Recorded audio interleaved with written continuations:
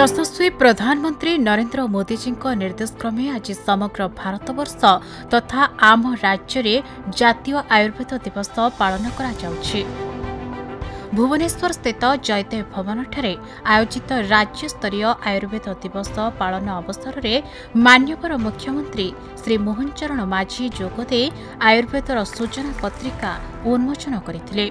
चलित वर्षर थीम हेउछि मानव जाति एवं पृथ्वी पाई आयुर्वेद। आयुर्वेद केवल एक चिकित्सा पद्धति नुहे बरं यह एक जीवन शैली बोली कहिसेंति मुख्यमंत्री मोहन माझी।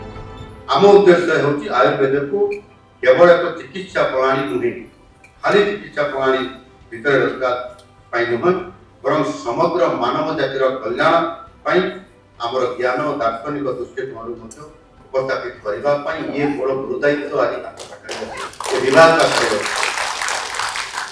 आज दिवस अनुचिंता होची मानव जाति और पृथ्वी आयुर्वेद। यह कार्यक्रम में मान्यवर स्वास्थ्य मंत्री मुकेश महालिंग, आयुष निर्देशिका अंजना पंडा एवं अन्य अधिकारीगण उपस्थित थिले।